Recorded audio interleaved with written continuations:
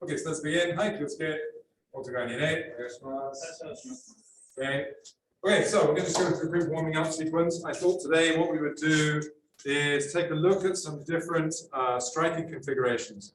So from using seiken, using more of a whipping striking, using ippon ken, and using shuto and haito. So just kind of go through recap different striking configurations which come up in our karate.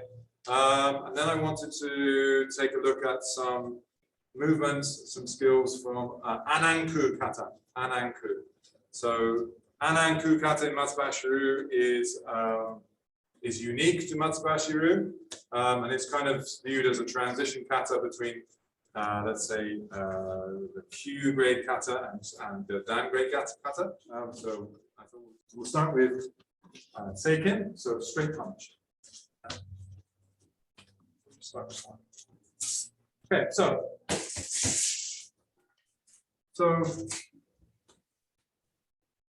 obviously seiken is probably like the most common element through basically all schools of karate. Okay, so what's distinctive about it in Matsubashiru? It's about the timing where we put the focus into the punch. Okay, so when we're doing our basics, of course, we are often in positions where we have one hand back in hikite. Okay, but we don't really, in fact, we never talk about hikite as being a precursor to punching more strongly. Yeah. So the hikite is not sort of a wind up in order to give you more power when you finally come through and release that in a punch. We never talk about that here. Okay. The hikite mechanic is usually talked about for two other things.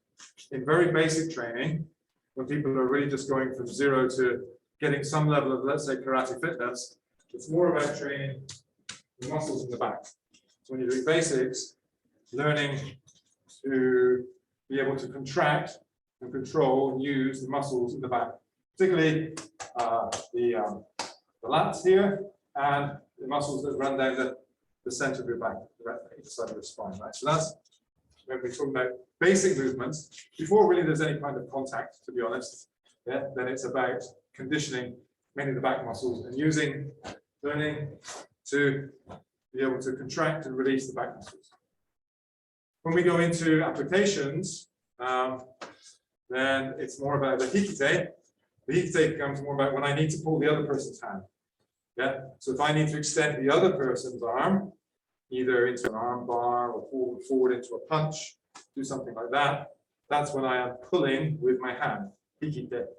Yeah. So again, the focus is not so much that I'm pulling my hand, but I need to pull the other person's hand for some reason for application. So those generally are the two ways that hikite is talked about. So anyway, we are going to not worry too much about hikite, but think about more the punching at the front.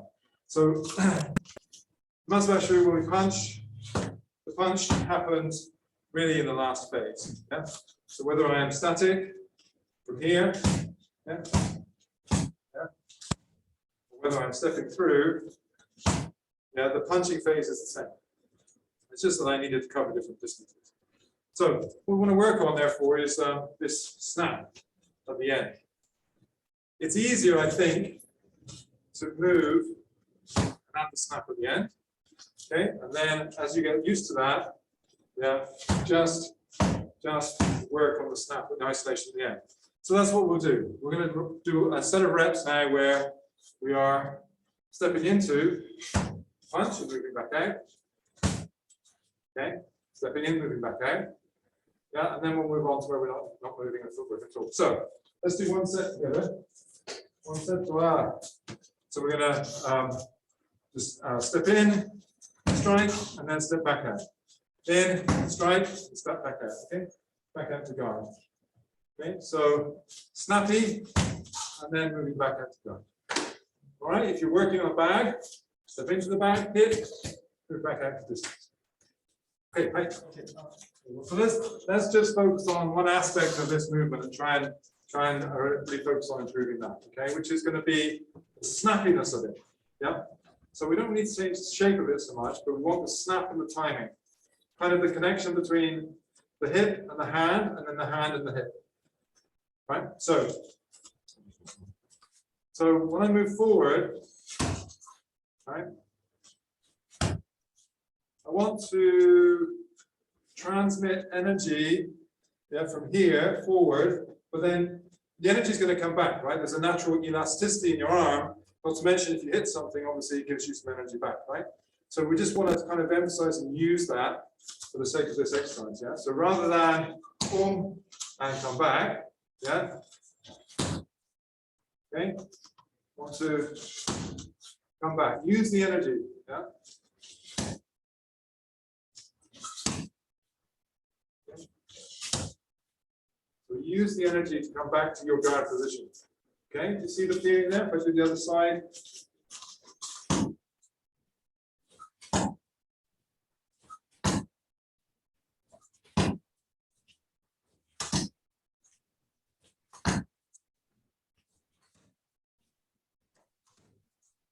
So rather, don't stop. Yeah, use it like a flow. You flow in, you flow out.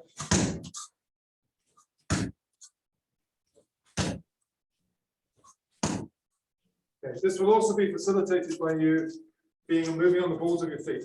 Yeah. So try to move on the balls of your feet. Balls of your feet. Yeah. Try not to sit on the heels.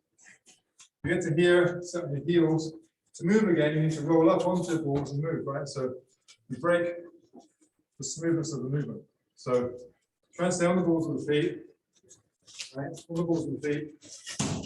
Then come back on the balls of the feet, okay?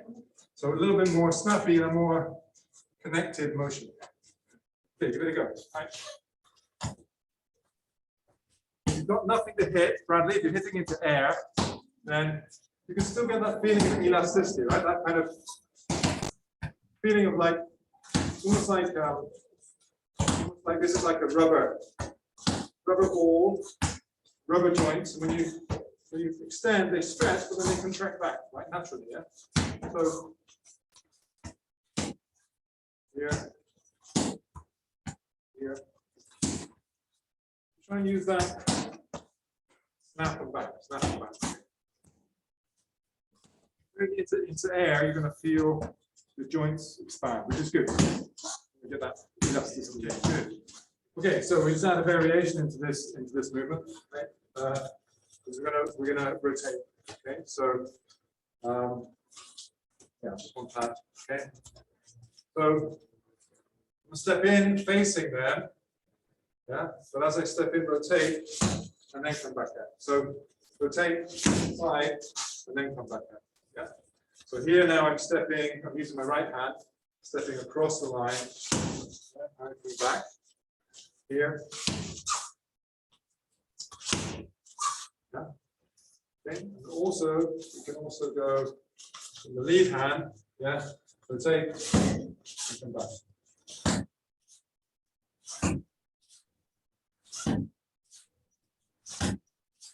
Okay, so come in and back.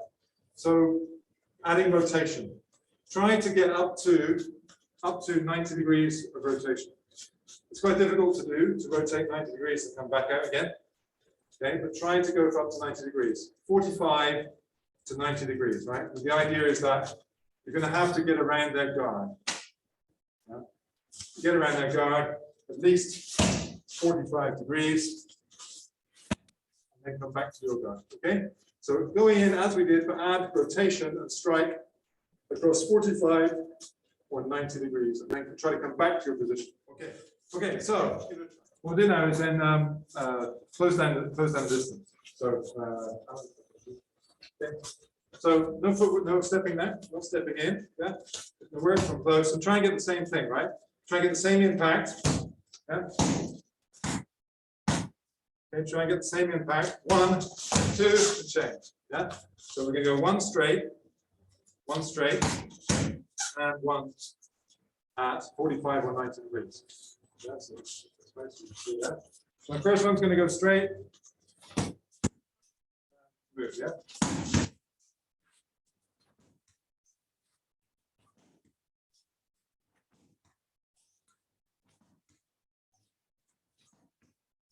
Okay, one, use the energy from that one to rotate and hit across, right? So 1, 2, yeah, move across. Right? So Not stepping, not changing guard. 1, 2. So we're going to join these together. 1, 2. Yeah. Energy from the first one helps me rotate to the second one. Okay, kind of on the spot, right? I'll give it a shot. So this is a very good question from my students here, which is really, really useful, which is about, so what's the actual distance? How do we manage the distance? Yeah. So,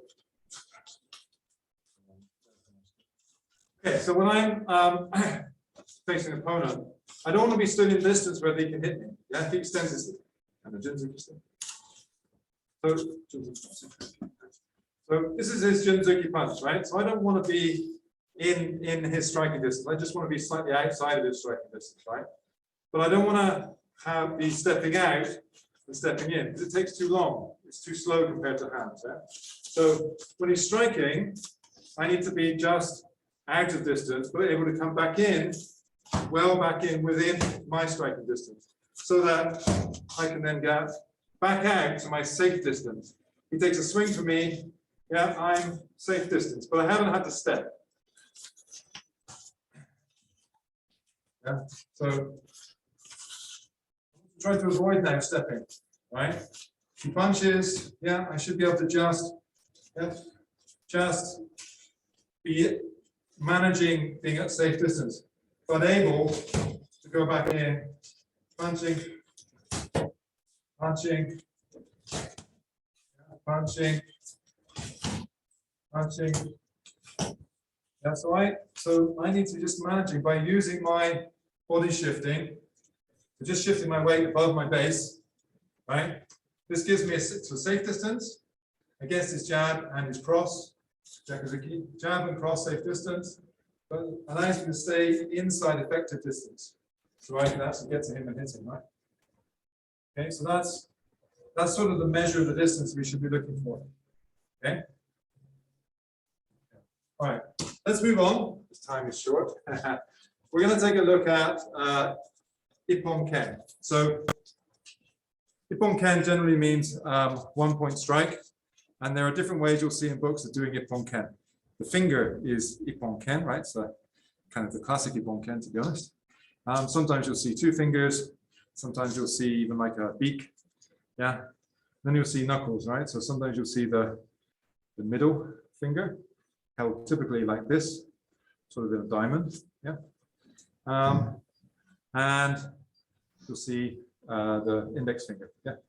So in my experience, yeah, when you're striking forwards, right, it won't work if your index finger or even this finger is at an angle like this. Yeah, it's very hard to support any pressure against that. It will collapse. Okay, the only thing that you've got behind it is your thumb. Yeah, and you can test this by doing like knuckle push-ups and trying to do knuckle push-ups. It's very, very hard to do, right? However, if you make a small adjustment and just bring that finger directly forward in line with the bones behind, it becomes a lot stronger. So rather than kind of having it at an angle, yeah, like an angle, get it straight so it's aligned with the bones behind. And the way that we can test this is obviously on the pad. So that's what we're going to do now. All right, so when I'm striking, yeah, I want to try and make this shape. So I'm not relying on my thumb to impart strength. The thumb is just helping keep the finger straight. Because the finger's straight, it's going to be stronger, right? So we'll just give that a try. We're going to try some striking. Same striking that we were just doing, but with now Ippon Ken, right? So obviously you can, you don't need to go strong. Okay, okay, okay, okay. So you won't be used to this unless you guys train Ippon Ken, in which case, well done to you. Not many people do. But just try and work on the structure, yeah? So keep that finger straight, Just touch to start with, touch, just so you can get a feel for the structure, okay? Your fingers will obviously, the other thing to say while these guys are just getting a little minutes practicing is, Ippon Ken is not for hitting hard surfaces. That doesn't make any sense, right? So in a minute, when we've got used to the position, we'll look at one entry to get a strike. Typically with Ippon Ken, you're aiming in for the softer areas, for example, around the back of the jaw, under the jaw. Yeah, you're not going to be hitting into bony bony areas of the Ippon-ken, right? It doesn't make much sense. So it's going to be generally into softer areas around the throat, back side of the head, maybe slightly back of the head, or into the body. But actually, this one, even into the body, is not a good idea because it's quite hard to be accurate enough that you hit somewhere soft. Most of the body is too hard for this to be a good idea. So generally, the targets we're talking about around here, or even the eyes, or it could be here. Yeah, I forget what it's called, but here the spot between your upper lip and your nose, right? Which is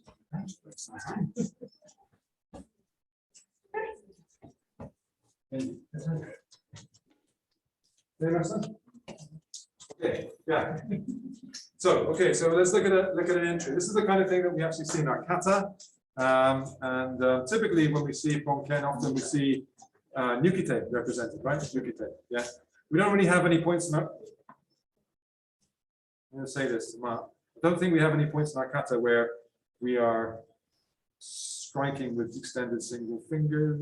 I don't think we have that. We don't have any bits in our kata where we're explicitly taught to hold our hands like this, but the implication is there, and often in Nukite. So we did a seminar a little while back on Goju Shiho, and that's full of these kind of movements, a lot of which then came down into the Pinan katas from there. So, so basically, yeah, okay. So I need to get over the guard, right? So I'm going to pull the guard down. See, okay. So I'm going to from here, yeah, I'm going to pull the guard down, wrap underneath, and come through and hit into the side of the neck there. Yeah. So from the guard here, 1, 2, hit to the side of the neck. Yeah? Again, 1, 2, hit to the side of the neck. Yeah. So from here, yeah, 1, 2. Right. So I'm going to kind of keep contact with that front arm so that I get index moving along his arm, hitting it into the neck. Yeah. Right. So you guys can see. Yeah. Here, 1, 2. Yeah, so my arm is now kind of aligned with his arm. I'm literally going along his shoulder to get to his neck. So that can be done with Nukite, yeah, or with okay. So there, no power. Yeah, just positioning 1, 2. Yeah, come back up. Yeah, 1, 2. Come back up. Yeah. 1, 2.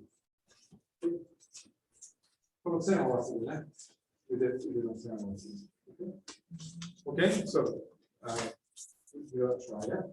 yeah. So with the left hand, yeah, go over the guard, the right hand, come over the top and hit through, right? Trying to make that as straight as possible. This is a straight hit, yeah. So visualizing, yeah, visualize your opponent, yeah, move slightly off to the side, 45 degrees, as we were just doing, and then come in over the top of your arm and their arm. In our kata, we tend to have a very strong right hand bias, so most of the strikes you're going to see like this. It's the left hand suppressing and the right hand striking. But obviously, you can practice both sides, right? Both sides are equally valid. Yeah, yeah. When we're doing Ippon-ken, accuracy counts as much as power, right? You're striking into specific points, right? Where you don't really need to have devastating power if you get the accuracy right and the timing right. Yeah? So it's more, I think, about coordination than just power when it comes to Ippon-ken. You want to place that. So, second kind of Ippon-ken. Okay, we looked at so this is one of the structures where you take that middle finger and push it forward to make that sort of diamond shape. Now, I said before, if you just put pressure straight down on that, it's not that strong. It will collapse. It's very hard for you to support that finger that way. Okay, so that doesn't work so well, just straight forward. But this way, where you've got the bone behind the line of force, yeah, so like this, yeah, this is a lot stronger. Yeah, a lot stronger, right? Like that. Almost like you're slapping with it, right? So this way, the bone is behind the line of force, and this works a lot better. Again, we're not going to use this against hard targets, bony targets, but we can use this for coming across. And again, we can use that across the face or back of the jaw. But right now, what we'll do is we'll go inside and work across the face. This is you can hit pretty hard with this actually if you get used to it, right? So what we'll do is work on the inside, right? So what we do now to the left is clear inside and hit the pad this way. Yeah. So here I'm gonna imagine he's got this guard, pads. Yeah, I'm gonna clear left, hit the pad. Left, hit the pad. So I'm hitting,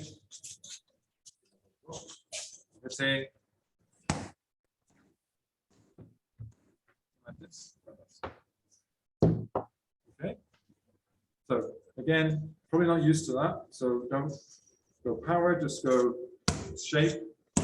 You're going to be hitting with this surface primarily, but also, of course, these other two knuckles are going to be hitting as well, right? Yeah, like this. Okay. All right, so on the left, how do we get in there? This is if we were playing hitting across the face.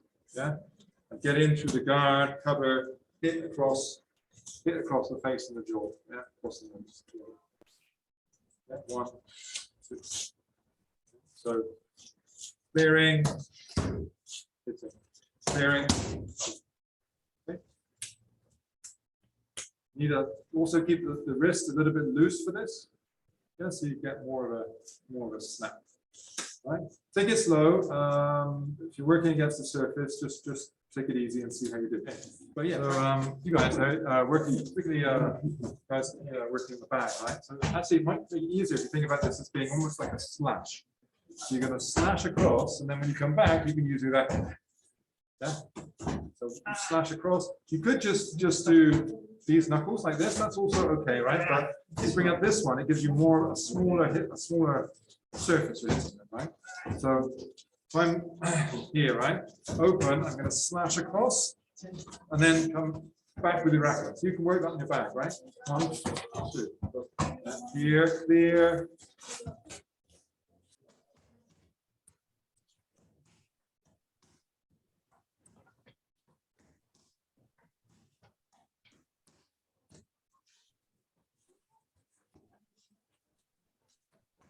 What we're going to do is go and look at Shuto, right? So Shuto is probably, there's probably more Shuto striking. I want to say in the older karate, there's probably more Shuto-like striking than there was Seiken, closed fist punching. That'll be something to try and verify in some way. My feeling is that open-handed techniques were much more prevalent than closed fist techniques in the old style karate. So, Shuto, yeah, Shuto. So, we talked about Shuto before. Okay, when we do our warm up, we do this one: 1, 2, 3, 4. Yeah, this is our warm up movement, right? So, what we do is just work that on the pad. Okay, you don't have to throw a lot of power into it now, but yeah, we're going to go 1, 2, 1. So we're going to curl this one in, and then curl it out again. Yeah. So the movement is this here, and the hip comes in, and the hip goes out. Yeah. Here.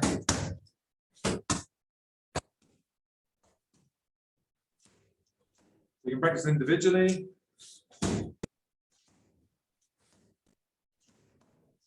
Okay. To get more power into this one, we need to drop our weight. Drop our weight a little bit.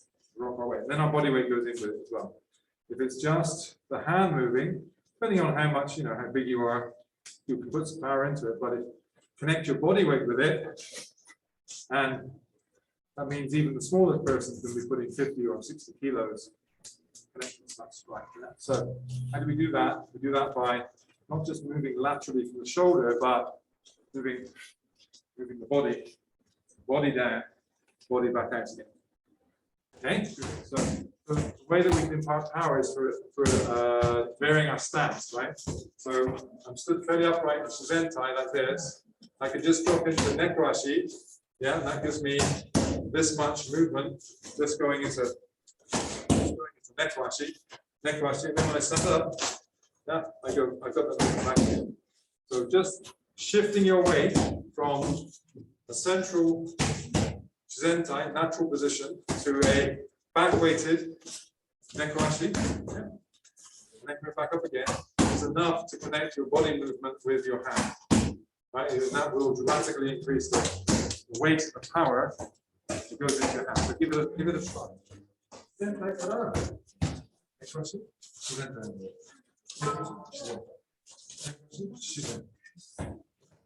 There. So you wait since the side back at there, and back up.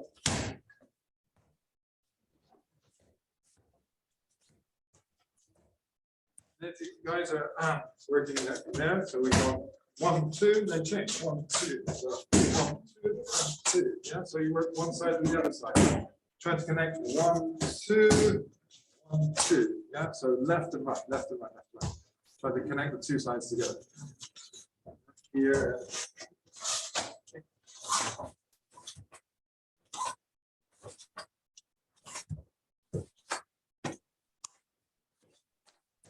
So neck wash is third time, neck wash is third time. Apex. Hey, Emmy. Okay, we're going to take a short break there. And then we're going to transition to take a look at Ananku kata. So, thank you. We'll take a. Okay, right. Okay, so remaining 20 minutes, we're going to look at Ananku kata. Ananku kata, as I said earlier, Ananku kata in the Matsubashi system sort of sits at the intersection between Q grades and Dan grades. In other words, it's a required kata for your shodan, and it's interesting if we look at the construction of Ananku kata. It contains component elements from, let's say, the higher kata, the kata that are generally positioned within the Dan system. So things like pasai and chinto and pushi. So those kata, there are elements of that in Ananku.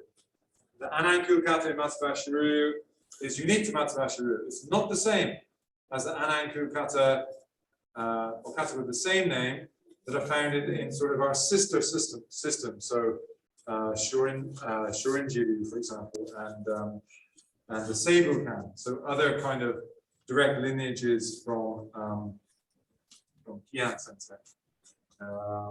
They have their own Ananku, which is different. So it seems like either Kian Sensei actually taught Ananku very differently to different students, which is possible. It may have been that way.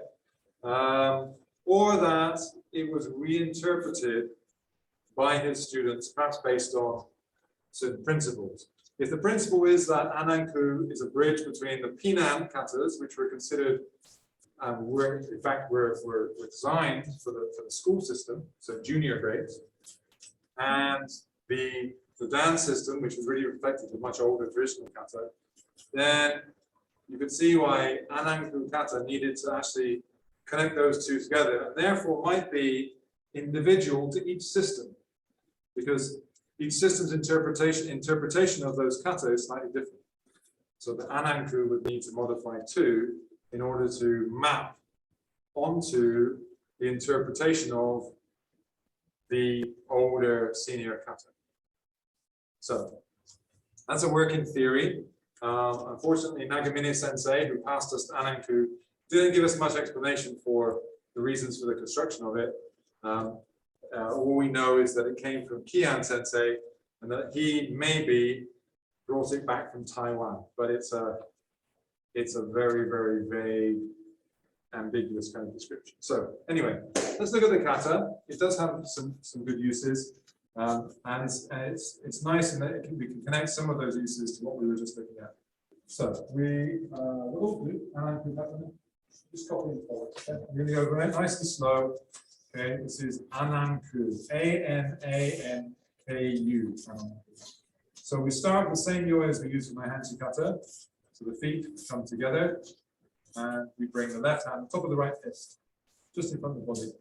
From here, we raise up with a sweep. Yeah, a sweep here. Hands come up, and then we step out to Mahanchi width and drop the hands down. Yeah, so don't go too wide. This is basically just like Mahanchi width. From here, we step forward and right Junzuki. Then pull back, bring the hands together, and whip out for right Soto Chudanuki. This is done as a combination, right? We go 1, 2, back.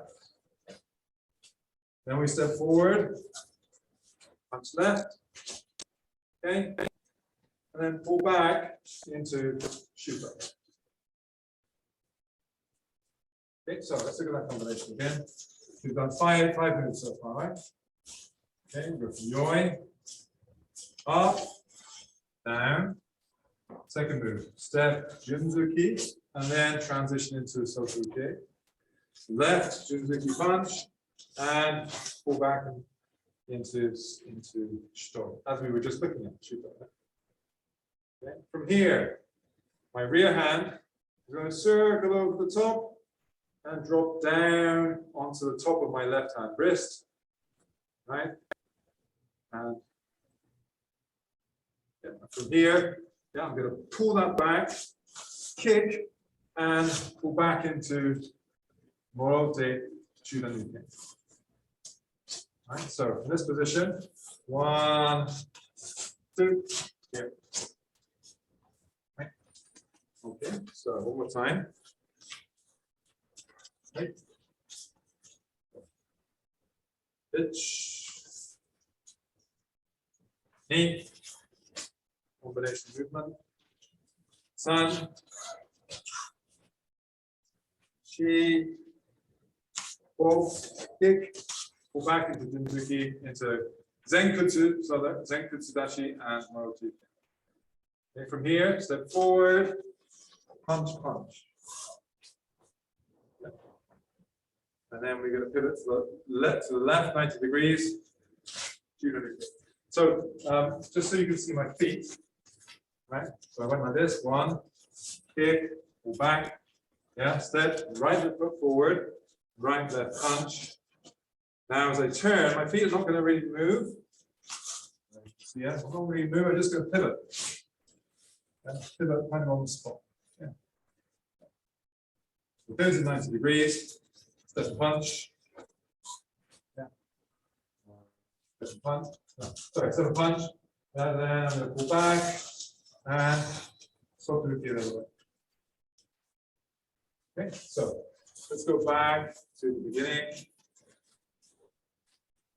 Right. Joy. Pitch. Knee. Sun. Chi. Hey, PI there, by the way. Pull. Rock. Pitch. Touch. Okay, who's got that far? Okay. So,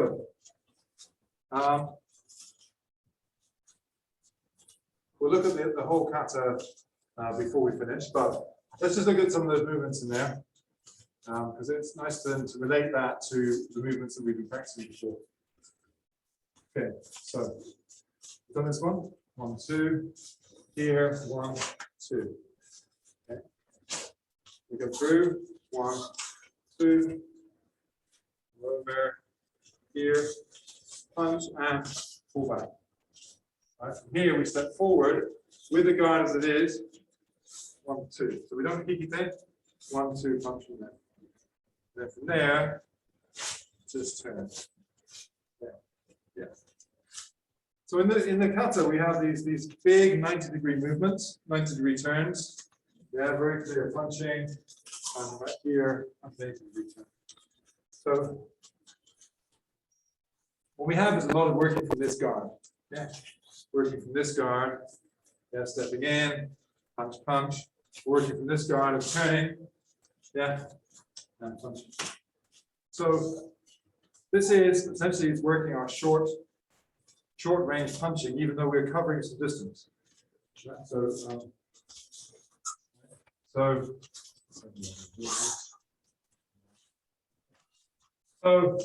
Alan's going to cover some distance. Okay, okay. I turn to the side, open up the target, which means I can take it, right? Okay. As we were doing in the drill before, we want to control the distance so that we're not out of range, so that we can actually reach the counter. So if we go from here, punch, yeah, I want to stay well within range, yeah, for the counter, yeah. So this is working to the outside. So from an ideal perspective, I will be able to get to his outside, right? So that negates or makes it harder for him to attack me with the other hand. Yeah? So that's so here, right, punch, right? Yeah, you come here, and strike here, right? But it might be the case, just earlier, that we end up on the inside, right? So punching here, yeah. So now short punching, yeah, short punching practice, right? The punching's coming in, inside, and either from here, drop it in, or punch, or other side here, yeah. So the thing that the bunkai of this is very, very straightforward, right? It's not particularly complicated. It's really teaching us to use angles, yeah, so that we can get a good counter strike, yeah. So whether I end up going left or right, yeah, I have an option to counter strike, yeah. Right. Here, or 1, 2, right. So in this kata again, as I said, yeah, there isn't really like hikite and striking, yeah. Yeah, we have 1, 2 striking from here. Even when we turn here, yeah, and we're not really doing hikite. There's kosa, yeah, here. There's kosa, yeah, kosa, right? But that has a different function. Yeah, that's for some would say you can counter strike this one through kosa. It's kind of really hard to do, but it's like whipping, it's building the hip movement here, yeah, into the movement more than if you just did this, right? Yeah. Okay, so that's a kind of from Ananku. That's the first basic level of bunkai. Remember, the bunkai is kind of a principle, yeah, principle. So the principle that we see in this kata, there's this snappy turns with the use of the guard in front of the body, right? So you start from here, right? 1 here, yeah, 2, guard in front of the body here.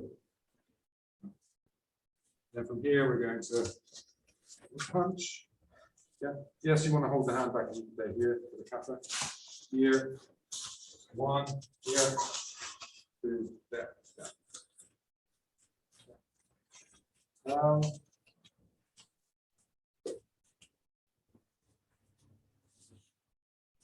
Okay, so let's take a look at. Do this from here. 1, 2, yeah. 1, 2, 1, 2, 1, 2. Yeah. So this is a good skill in our P9 kata up until now.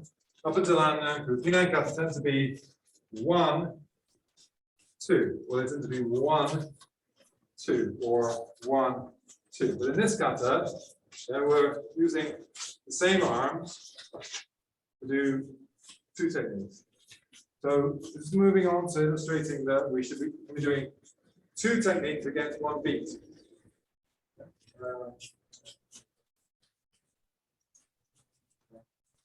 So simply as we just looked at, right?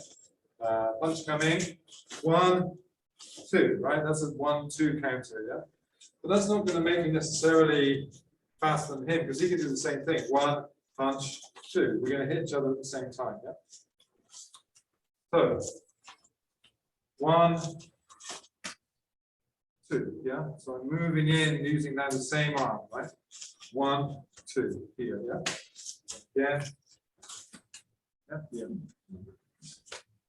So even if he goes punch, punch, punch, punch, yeah, right, yeah, then I can get the strike in and cover his strike. Now let's see if we can turn that around so you can see that a bit better. Again, same again. Yeah. You get the punch in and cover his strike. Yeah. All right. Yeah. Punch in and cover his strike. Like this, yeah. 1, 2, right? 1, 2. Yeah. Yeah. 1, 2. So if we go the other way, then you can be looking at counter punching. Yeah, so punch, punch, punch, strike. Punching, counter, veer, strike. So if I go this way, 1, 2, right? Countering, veering, and hitting. Again, 1, 2, 1, 2, and strike. 1, 2, and strike it. Yeah. Okay. Let's give that one a try. Yeah. First, just again, 1 punch. Okay. 1 punch. 1, 2. 1, 2. Okay. Okay. 右、左、右、左。ここの打ち方は左ですね。Counter punch.左ね。The punch coming here. Move counter punch. Punch, punch, punch. Punch, punch. Okay. So first light, hopefully. See the try? Yeah.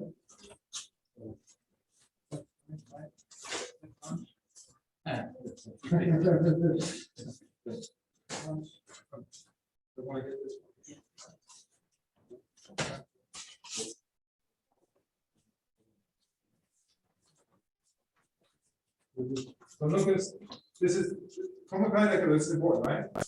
If I stay right here, it punch so I have to move a little bit and a little bit, just don't go. It's too much. Yes, yeah. Take it slow. Yeah, so what I'm saying there, guys, is the counter punching, yeah, just moving the head slightly offline. Head offline, and then yeah, head offline to counter punching into the ribs, into the under the arm, and then give that a try, right? So here, 1, 2, then you can counter, right? 1, 2, and finding a good angle through underneath the punch.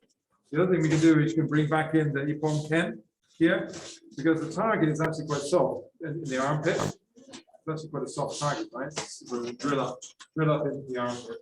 Yeah. So you can actually, if you got used to using that striking shape, you can use the Ippon there to drive in even more into the pit of the armpit. So just to recap, Ananku kata, we will continue Ananku kata study in our next class. And if you have any questions, as always, please feel free to ask, send them through on Messenger or email them, we'll do our best.